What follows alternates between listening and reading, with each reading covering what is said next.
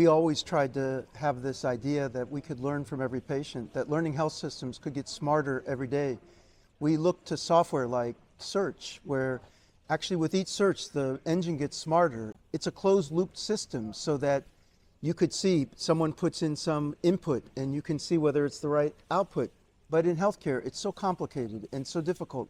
We've never been able to fully achieve real-time learning, but now with technology, it actually is within our grasp. It's possible for us to do it. It's amazing because we can now collect the information every day, every minute from every patient. And because of the computational power that we have now and the algorithms and foundational models, we're able to take unstructured data and structured data and be able to use it so that the doctors and patients can take advantage of the experience of every patient up until just yesterday, up until just a minute ago. So I think we can finally get to a learning health system, and I hope in the next 5 years there will be a rapid acceleration so that we'll be able to see the fruits of the work that has been done to produce the possibilities through the technology, that we can get smarter from every interaction with every patient. It won't be easy, and we'll have to be careful to ensure that we're not getting bad information. But I actually think that with the new technology, it's possible for us to say that today we can take advantage of everything we learned up until yesterday. And so I'm very optimistic about this future.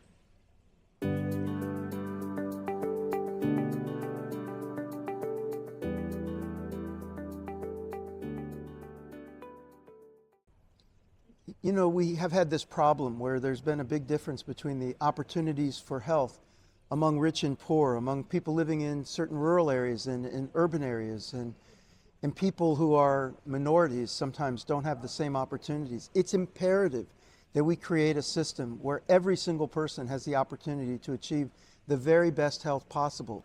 It starts with improving the environment so everyone is exposed to the same kind of environment that enables a healthy future. That means we have to pay attention to air quality and noise and other things that can affect health, stress. But also beyond that, with the healthcare system, we need to be sure that every single individual has access to the highest quality healthcare.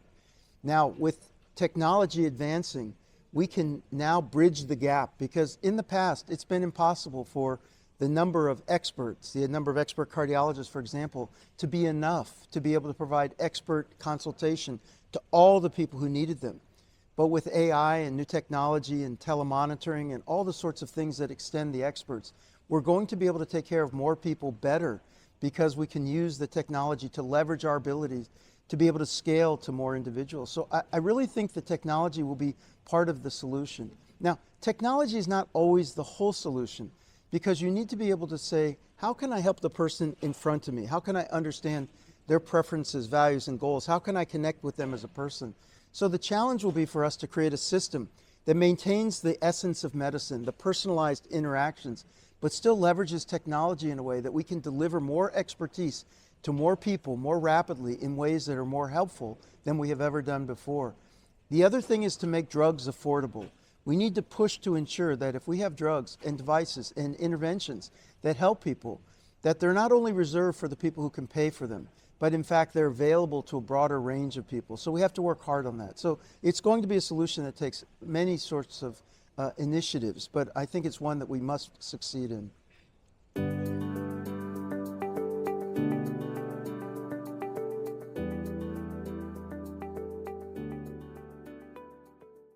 Global cooperation is essential for us to advance.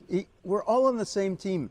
We're all on Team Humanity. That is, we're all people, and we actually all have same aspirations for health. We want to be able to have our health. We want our family and friends, our communities to be helpful.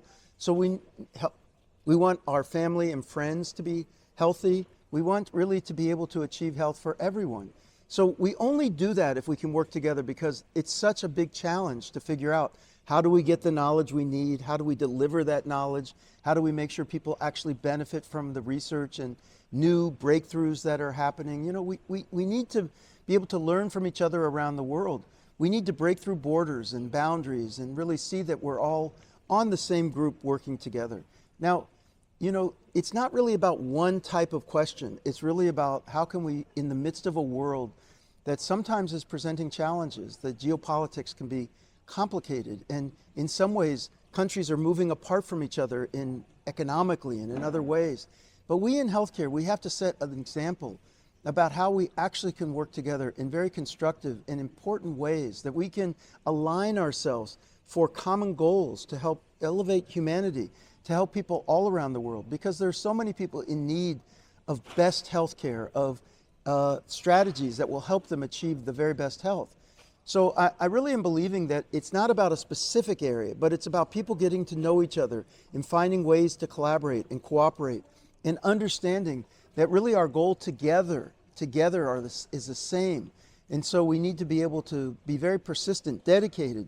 We need to have the aspiration that really this comes from working together. So, you know, I think we need to know that there may be other forces going on, and there may be trends occurring among countries, but we in healthcare need to know that we're all on the same team, work together, and see if we can help elevate health all throughout the world.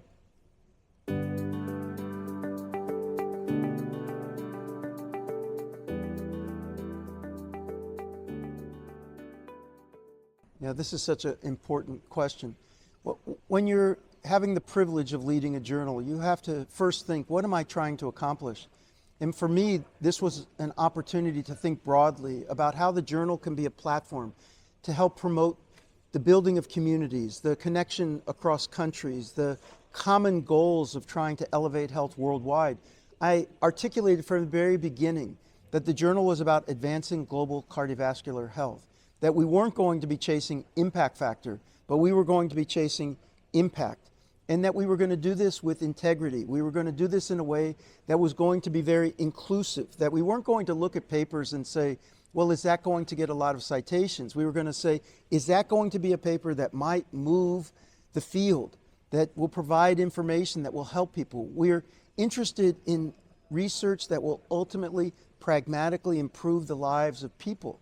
And so we have a very keen eye on what kind of work might be able to be practically important. Now, we're willing to say we want to publish early stage, because also that will tell us about what the future is. So we will publish early stage research, but we want to be able to see people think hard about how does that translate all the way ultimately into helping people in their lives. We also want to be able to publish studies that focus on implementation, bridge the gap between what we know and what we're actually doing to help people be healthy.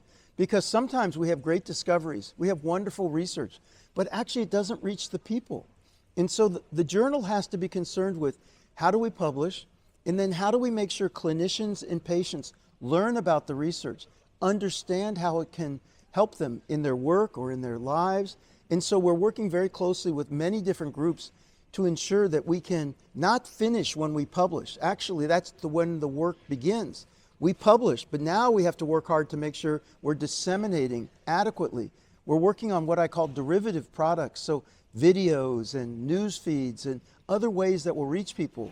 Because what we've learned is that in today's world, people consume information in very different ways.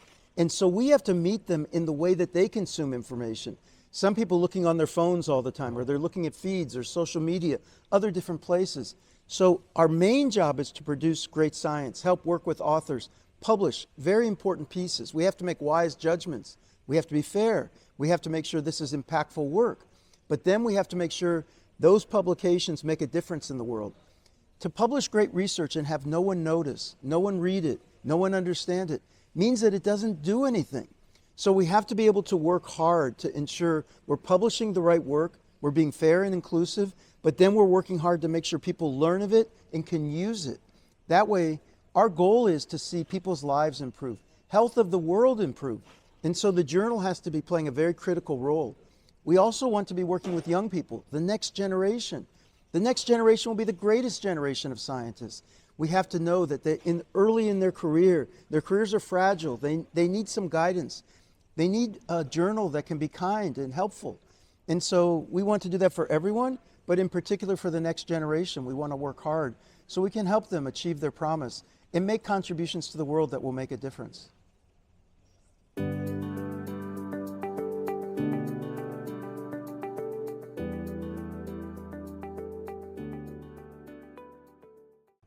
Yeah, it's really important that the journals be a catalyst for positive change, that we play a role in the positive future that we can have.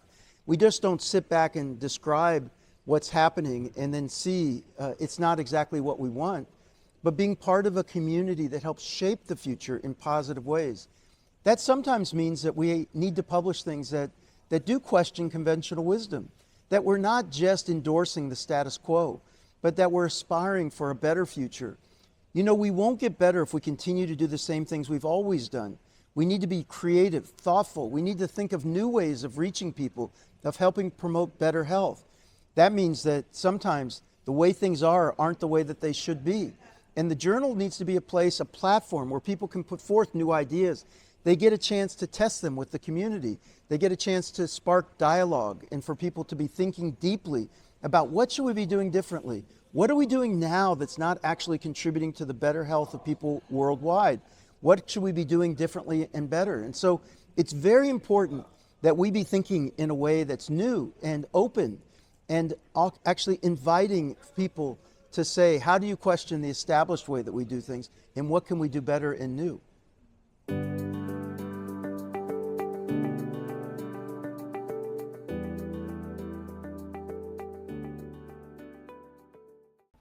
So there's some things that are very important for us to progress. One is that we're able to share data openly. I really believe strongly in open science. That means that we're in partnership with researchers all around the world. And when we're doing work, we're willing to share and be open about what we've produced. There's a replication crisis within science. That is, someone can publish a study and no one actually can repeat the study. Or sometimes people can make mistakes and no one can discover the mistakes, because everyone's holding tight to their data. There's no one who can look at what they've done and identify it. And we don't need to feel shame. No one's perfect, but we have to be able to be open so people can look at what we've done and help us to see whether we've done the right things or make suggestions how we can do better. It will also accelerate science, because once people have collected data, they can make it so many other people can work with that data. Maybe they can't afford to collect data, but they have skills that in analysis and they can contribute. So it's very important for us to think about how we share data, and also for patients to be able to get access to their data and access to the results of studies and be able to make decisions about how their data will be used. Now, that's an important value. Another very important value is to protect the privacy of the data of individuals. When we're researchers and we get the privilege of working with data from individuals, we have to take that very seriously. People's privacy, their privacy around their most intimate information about their health, is so important for us to be able to be sure that we have the systems in place so it doesn't leak, there's no breaches, other people don't find out about it. And we really do everything we can to protect it. So I think both things can be true. One is that we're willing to share data, but we're shielding the identities of the patients. We're protecting their individual privacy. We're using everything we can with technology and clever approaches to data to ensure that it's safe. People can feel that they can trust the system, that they can share their data into the system and know that it's being used by researchers to help people around the world, but that their individual information will not be given to anyone else in ways that exposes to others information that they would prefer to keep private. We've got to be able to have the trust of the people. And so we need to be worthy of that trust, and we need to be able to show them transparently, what are we doing to protect their information so that it's only being used for good purposes, for doing the research, but it's never being sold. It's not being done with anything behind their backs, but actually we're telling them always, you know, how are we doing this and what are we trying to do to ensure that they can trust us. I think of the patients actually as our partners. I want them to feel like they are part of the studies. When we're able to use their data for important things, I want them to feel pride. I want them to feel that they've made a contribution also.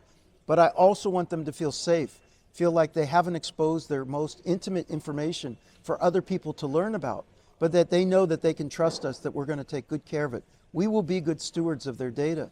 It's essential that we teach new researchers that this value is critical, and also the communication back and the transparency to the people participating in the studies. What are we doing? What results do we find? And how are we protecting their data? All of this is going to be important to the next generation of research.